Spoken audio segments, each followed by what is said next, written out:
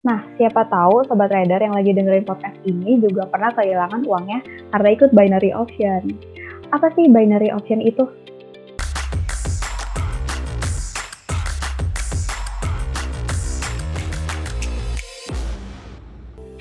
Halo sobat trader, balik lagi di podcast Koreksi Pro bersama aku Bella yang akan bawain podcast kali ini. Nah, hari ini aku mau ngundang narasumber spesial nih. Beliau adalah analis dari Forex Pro Community. Halo, apa kabar Pak Lindu? Baik, Bella. Luar biasa, makasih. Semoga sehat-sehat selalu ya Pak. Selalu. Nah, aku mau cerita sedikit nih. Beberapa hari yang lalu, aku sering lihat di berita tentang banyak orang yang kehilangan duitnya hingga miliaran rupiah karena ikut yang namanya binary option. Nah, siapa tahu sobat trader yang lagi dengerin podcast ini juga pernah kehilangan uangnya karena ikut binary option. Makanya aku mau tanya-tanya sama Pak Lindu nih. Apa sih binary option itu? Binary option itu atau disebut opsi biner itu aktivitas yang menawarkan opsi atau pilihan nilai aset tertentu ya, apakah naik atau turun dalam jangka waktu tertentu. Cuma opsi biner ini jangka waktunya sangat singkat kayak begitu. Dalam opsi binary ini aset apa sih Pak yang ditebak-tebak harganya Pak? Ya ini ada kripto, ada juga forex, juga ada saham seperti itu. Lumayan banyak ya. Nah, dalam jangka waktunya itu dalam berapa lama sih Pak? Dalam jangka waktu 1 sampai 5 menit ya. Jadi tebak-tebak, jadi seperti kayak tebak-tebakan gitu ya, karena waktunya sangat singkat gitu. Makanya ini kalau mau dibilang trading juga ya enggak juga gitu ya. Kalau trading itu kan melakukan aktivitas jual dan beli ya, kayak dagang gitu ya. Tapi binary option ini karena hanya memilih waktu apakah harga akan naik ya, jadi lebih tinggi atau lebih rendah dari posisi saat ini, itu hanya dalam waktu 1 sampai 5 menit ya, itu bisa dibilang hanya sekedar tebak-tebakan jadinya kayak gitu, nebak harga, nih buy mau kemana nih, sell mau kemana nih, seperti itu. Jadi cuma kayak tebak-tebakan aja karena dilakukan dalam waktu yang sangat singkat gitu loh. Berarti bukan termasuk dalam trading ya Pak, bisa kita bilang ya? Ya, seperti yang saya katakan tadi, bisa nggak dimasukkan dalam trading. Karena begini, di dunia saja ini sebenarnya di ban ya. Kayak contohnya itu di Inggris gitu, awalnya itu masuk dalam gambling commission.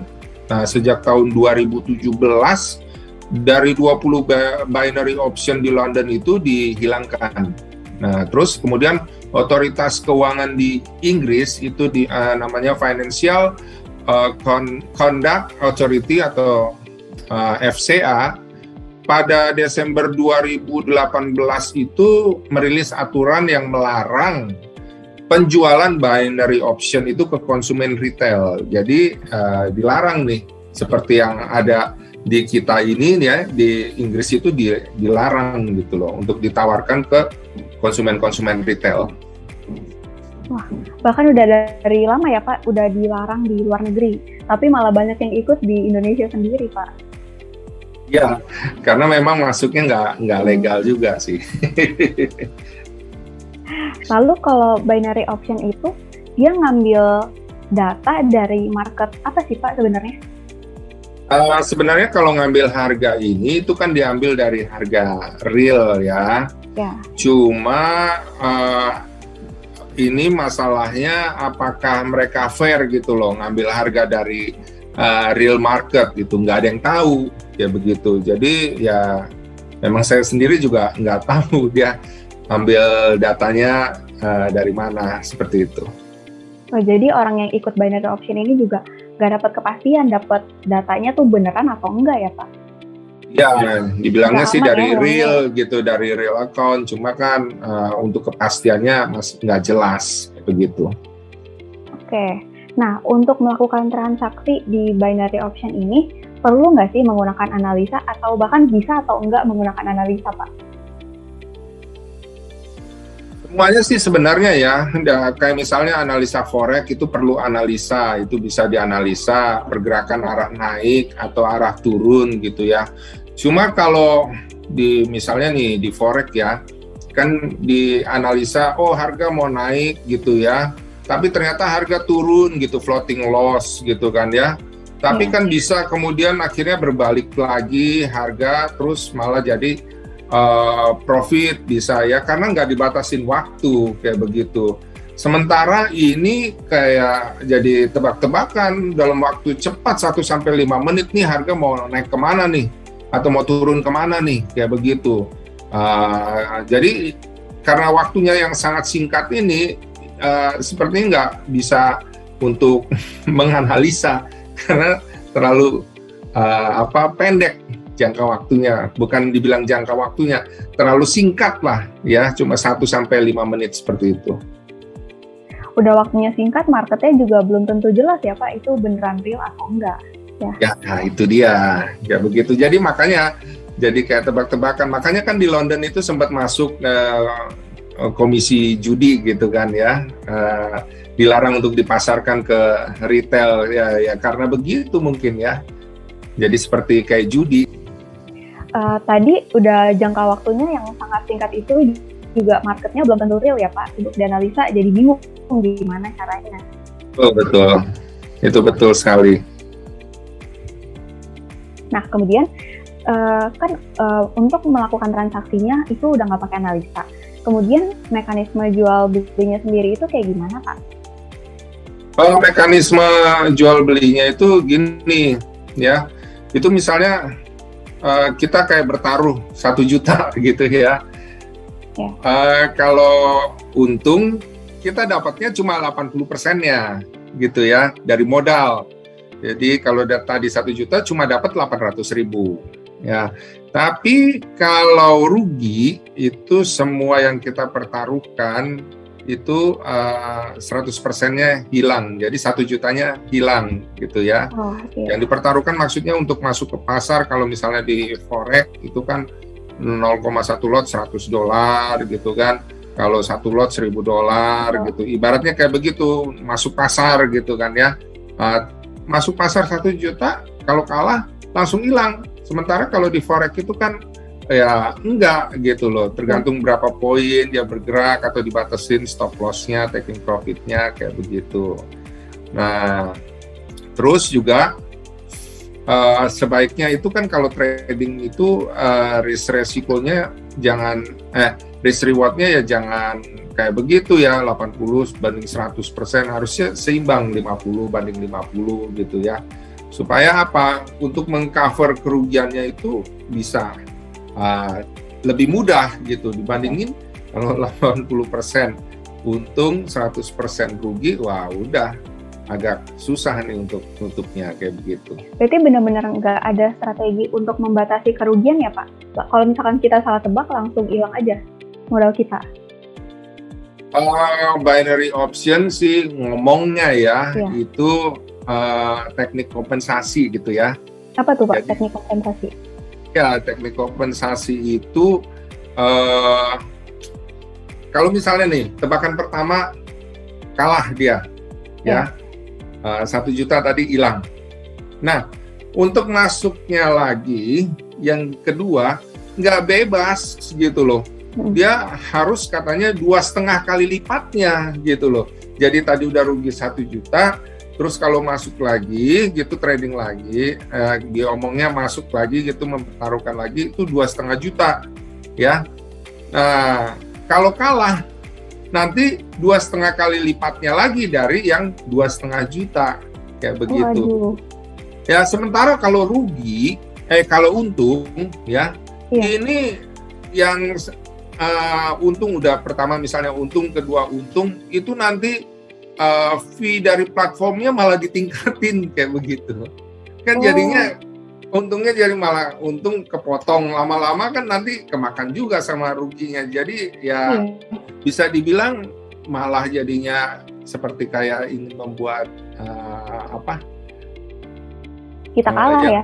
Melakukan bisnis di sini jadi rugi kayak begitu. Iya. Udah untuk masuk lagi modalnya ditingkatin 2,5%. Udah gitu kita nggak bisa analisis juga ya kita kerugiannya bisa berapa karena udah jelas aja kerugiannya semuanya hilang ya Pak. Bukan 2,5%, 2,5 kali lipat. Oh. Jadi kalau tadi 1 juta, 2,5 juta berikutnya kayak begitu kan jadinya lebih banyak lagi gitu Kak. Kalau 2,5% kecil, ini lebih banyak lagi 2,5 kali lipatnya berarti 250%-nya.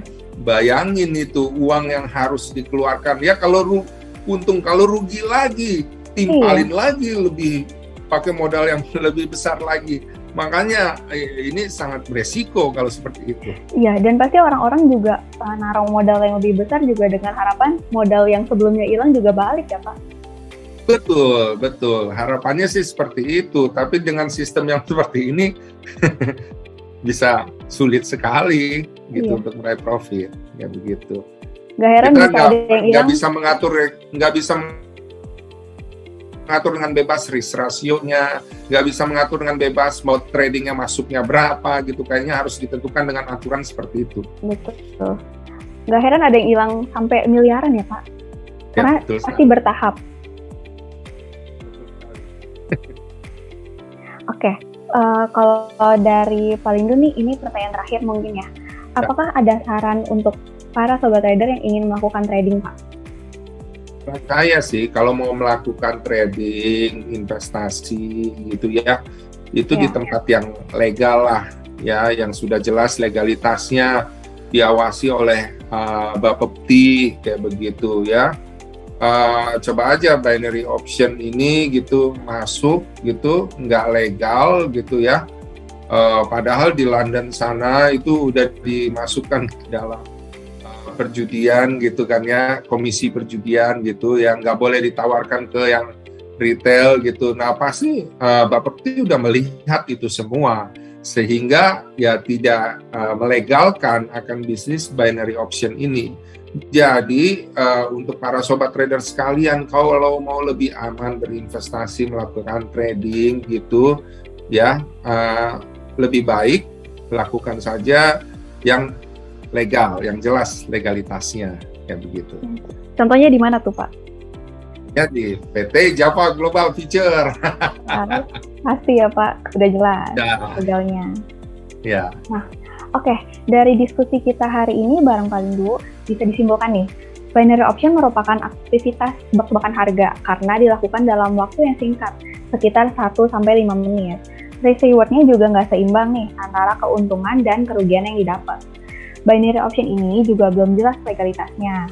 Makanya untuk kalian yang mau trading juga harus di tempat yang jelas ya legalitasnya. Oke Sobat Trader, kira-kira segitu aja podcast kita kali ini bersama Palindo mengenai binary option. Aku juga mau ucapin terima kasih banyak kepada Palindo udah luangin waktunya buat ngobrol-ngobrol bareng Sobat Trader dan kasih informasi yang bermanfaat bagi kita semua.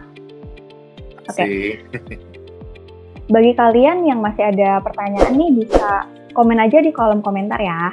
Oke. Jangan lupa di like, komen, dan subscribe dan nyalakan notifikasinya supaya nggak ketinggalan podcast terbaru dari kita. Trade by yourself. Let's ready. Salam profit. Salam profit.